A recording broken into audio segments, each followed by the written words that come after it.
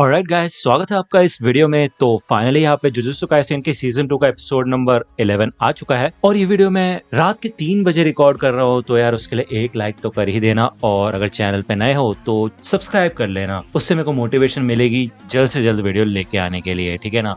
तो अभी के लिए वीडियो शुरू कर लेते हैं और बाकी बातें वीडियो के एंड में कर लेंगे। एपिसोड की शुरुआत में यहाँ पे हमें वेल का सीन दिखाया जाता है और यहाँ पे यूजी इस वेल को तोड़ने की कोशिश कर रहा होता है किसी तरह, ठीक है ना। लेकिन इतने पावरफुल पंच के बाद भी भाई ये वेल वहीं का वहीं होता है। मेगुमी समझ जाता है कि ये वेल बहुत ही ज्यादा ताकतवर है और इसको ऐसे तोड़ा नहीं जा सकता, हमें इसका कोई वीक पॉइंट ढूंढना होगा। तो टाकुमा इधर यूजी की पावर को देख के काफी ज्यादा शॉक हो जाता है। वो कहता है भाई इस बंदे की ताकत कितनी कमाल की है यार, मुझे तो यकीन ही नहीं हो रहा। शायद इसलिए मिस्टर नानामी इसको यहाँ पे लेके आए हैं। तो यहाँ पे वो सोचने लग जाता है कि दरअसल एक वेल यानी कि एक बैरियर काम कैसे करता है। अक्सर जो वेल बनाने वाला होता है वो अपने आप को प्रोटेक्ट करने के लिए ही इसका इस्तेमाल करता है। तो इसका मतलब ये है कि जिसने भी इस वेल को ड्रॉप किया है वो जरूर इस वेल के अंदर ही मौजूद होगा। लेकिन यूजी को एक इंसिडेंट याद आता है जिसके बाद टाकुमा एक और पॉसिबिलिटी सोचता है। एक बार को अगर वेल ड्रॉप करने वाला बंदा वेल के अंदर ही होगा तो उसके ऊपर रिस्क कम होगा, जिस वजह से चांसेस ज्यादा है कि इस वेल को ब्रेक करना आसान हो जाए।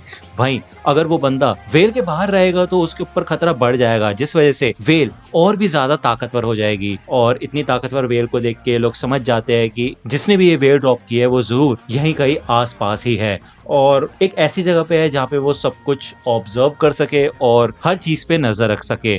तो यहाँ पे एक काफी बड़ा स्ट्रक्चर होता है जो कि होता है शिबुया टावर। और यूजी समझ जाता है कि यहाँ पे इस एरिया के अंदर सिर्फ और सिर्फ शिबुया टावर ऐसी जगह है जो कि सबसे ऊंची है और वहां से पूरे शिबुया के ऊपर नजर रखी जा सकती है। यहाँ पे हमें शिबुया टावर का सीन दिखाया जाता है और यूजी सही होता है, यहीं पे सारे दुश्मन मौजूद होते हैं। इधर एक कर्स यूजर जीरो आवासाका होता है जो कि यही सोच रहा होता है कि पता नहीं सॉर्सरर्स को इन लोगों की लोकेशन पता चली होगी या फिर नहीं। अगर वो किसी तरह पता लगा भी लेते हैं तो भी वो कुछ बिगाड़ नहीं पाएंगे हमारा, क्योंकि इस टावर के जो नीचे वाले फ्लोर्स है उस पे काफी सारे ट्रांसफिगर्ड ह्यूमंस छोड़े गए हैं, तो उनसे निपट के ये लोग तो ऊपर नहीं आ सकते। जब आवासाका यहाँ पे ये सब सोच ही रहा होता है तभी भाई एकदम से मेगुमी और यूजी ऊपर वाले फ्लोर पे आ जाता है, बिल्कुल टॉप वाले फ्लोर पे, और आते ही साथ यहाँ पे इनके ऊपर हमला कर देते हैं। यहाँ पे कुछ वायर्स होती है यूजी के पास जिसका आइडिया उसे माकी ने दिया था और ये वायर्स काफी ज्यादा स्ट्रॉन्ग होती है। टाकुमा भी इधर आ जाता है और वो इनमें से एक कर्स टूल को तोड़ देता है और ये ही कर्स टूल है जिसकी वजह से वेल ड्रॉप की गई थी। अगर ये इन कर्स टूल्स को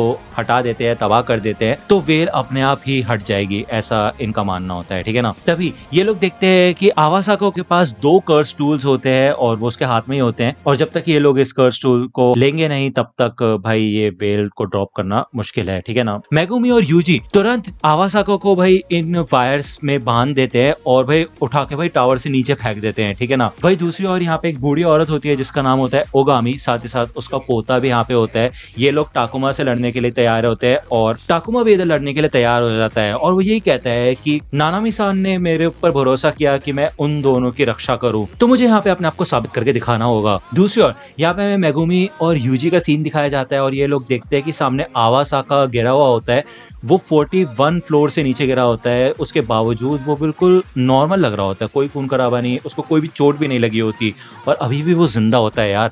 वो तो आसानी से उठ के खड़ा हो जाता है। जिसके बाद मेगुमी और यूजी दोनों के दोनों भाई आवासाका से लड़ने के लिए तैयार हो जाते हैं। वहीं दूसरी ओर टाकुमा जब इधर ओगामी और उसके पोते से लड़ रहा होता है तो हमें यहाँ पे पहले का सीन दिखाया जाता है। वो पहले का समय याद करता है जब वो एक बार नानामी के साथ इधर खाना खा रहा था और नानामी ने उसे यही कहा था कि तुम एक सेमी फर्स्ट ग्रेड सॉर्सर बन सकते हो, तो अभी तक तुम बने क्यों नहीं। तो जैसे कि आप जानते हैं टाकुमा नानामी का काफी ज्यादा बड़ा फैन है और वो यही कहता है कि अगर मैं कोई भी काम करने जाता हूँ तो मैं यही सोचता हूँ किसी भी सिचुएशन में कि अगर मेरी जगह नानामी होते तो वो क्या करते। तो इसलिए आपका बहुत ज्यादा महत्व है मेरी लाइफ में और जब तक आप मुझे नॉमिनेट नहीं करेंगे तब तक मैं ऐसा नहीं कर सकता। जिसके बाद यहाँ पे हमें फिर से अभी का सीन दिखाया जाता है और टाकुमा इधर अपनी कर्स टेक्निक का इस्तेमाल करता है और बेसिकली वो अपना फेस कवर कर लेता है और इन दोनों के ऊपर हमला करना शुरू करता है। ये दोनों के दोनों ही टाकुमा की टेक्निक के बारे में सोचते हैं कि भाई ये टेक्निक काफी ज्यादा यूनिक है, सेंस टेक्निक जिसकी मदद से टाकुमा 4 बीस्ट की ताकत को मैनिफेस्ट कर सकता है अपना फेस कवर करके, ठीक है ना। और ये सच में काफी ज्यादा खतरनाक टेक्निक होती है। ग्राउंड फ्लोर पे इधर मेगुमी और यूजी भाई आवासाका के ऊपर अटैक करते हैं और भाई ये चाहे कितना भी अटैक कर रहे भाई छूटते साथ ये बहुत मुक्के मारते हैं। यहाँ पे मेगुमी भी अपने कर्स टूल से उसके ऊपर हमला करता है, साथ ही साथ मेगुमी के शिकिगामी भी उसके ऊपर अटैक करते हैं, लेकिन भाई इस बंदे को कोई फर्क नहीं पड़ रहा होता है, इसके ऊपर कोई खरोच तक नहीं आती है। यहाँ पे हमें फिर से टावर के ऊपर का सीन दिखाया जाता है और टाकुमा जब भी इधर उस बुढ़िया के ऊपर आई मीन ओगामी के ऊपर अटैक करता है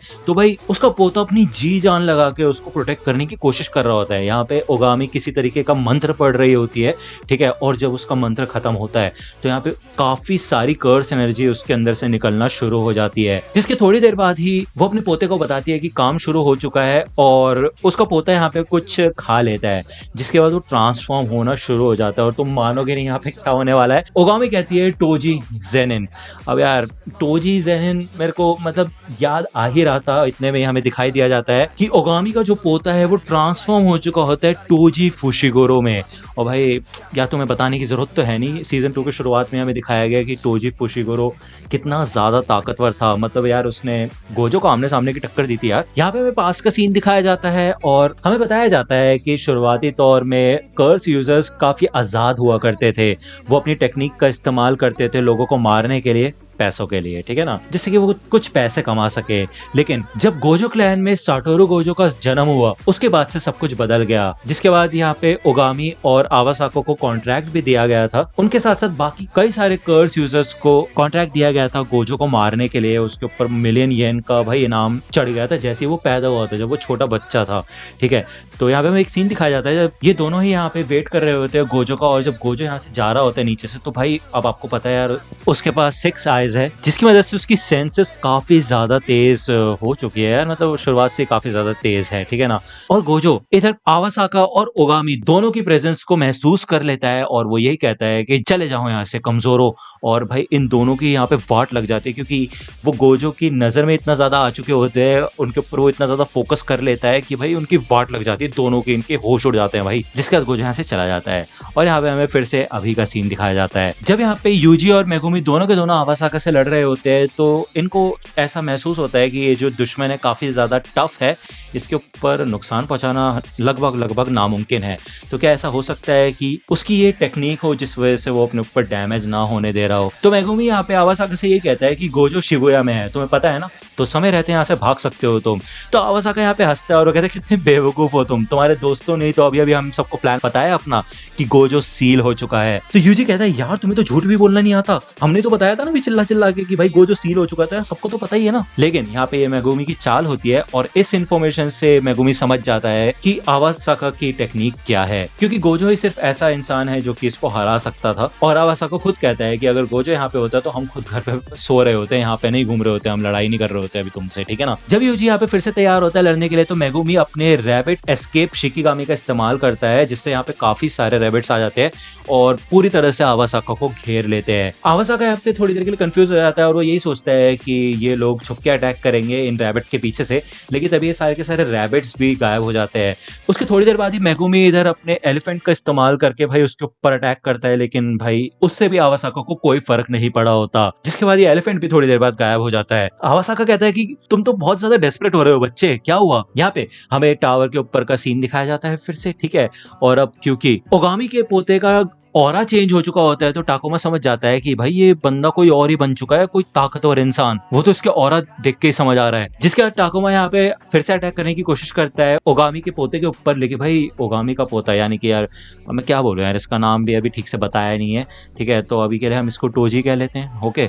तो यार जब वो टोजी के ऊपर अटैक करता है तो तुम जानते हो टोजी क्या कमाल का आदमी है, वो भाई यहाँ पे वाट लगाना शुरू कर देता है टाकुमा की, उसे बहुत बुरी तरह से मारना शुरू कर देता है और यहाँ पे तो खून खराब हो जाता है, उसका मास्क अलग पड़ा होता है, ठीक है ना। यहाँ पे दूसरी ओर हमें फिर से ग्राउंड फ्लोर का सीन दिखाया जाता है। इधर जब मेगुमी और यूजी दोनों के दोनों तैयार होते हैं फिर से अटैक करने के लिए, तो ये दोनों भाई जब आवासाका के ऊपर आते हैं अटैक करने के लिए, एक फाइनल ब्लो देने के लिए, तो आवासाका इधर अपनी टेक्निक के बारे में सोचता है और साथ ही साथ हमें भी बताया जाता है कि जितना ज्यादा स्ट्रॉन्ग अटैक ये आवासाका के ऊपर करेंगे उतना ही कम उसके ऊपर असर होगा, ठीक है। तो बेसिकली अगर ये लोग कमजोर अटैक करेंगे तो आवासाका के ऊपर ज्यादा असर पड़ेगा। वही दूसरी ओर यूजी और मेगुमी भी अपने माइंड में सोचते हैं जो इन्होंने पहले बात की थी, जब रैबिट्स ने पूरी तरह से आवासाका को घेर लिया था। तो मेगुमी बताता है यूजी को कि आवासाका की टेक्निक बिल्कुल इनवर्स की तरह है, क्योंकि मैं इतने समय से उसके ऊपर अटैक कर रहा था तो उसके ऊपर एक खरोच भी नहीं लगी, लेकिन मेरा एक अटैक थोड़ा सा ऑफ बैलेंस हो गया था जिससे उसके सर पे भी निशान बन गया था। तो इस इनवर्स टेक्निक की एक लिमिट है, जितना ज्यादा स्ट्रॉन्ग हम इसके ऊपर अटैक करेंगे उतना ही इसको कम असर पड़ेगा। तो यूजी कहता है कि हाँ, तो मेरे ख्याल से उसको हम ऐसे चुटकी मार के उड़ा सकते, क्यों, है ना। तो मेगुमी कहता है नहीं, अगर ऐसा होता तो वो तो हवा से मर जाता, जरूर इसकी कुछ ना कुछ लिमिट होगी कि कम से कम कितना कमजोर अटैक होना चाहिए। तो ये दोनों इसी वजह से यहाँ पे अटैक करने के लिए आगे बढ़ते हैं, लेकिन खुद अटैक करने से पहले यहाँ पे मेगुमी अपने शिकिगामी फ्रॉग से एक हल्का सा अटैक करवाता है आवासाका के ऊपर, जिससे उसकी वाट लग जाती है। और उसके बाद भाई ये दोनों इधर आवासाका को मारना शुरू कर देते हैं, उसकी वाट लगाना शुरू कर देते हैं, जिसके बाद आवासाका यही कहता है बस तुमने तो हद पार कर दी, अब ज्यादा बनो मत, समझे।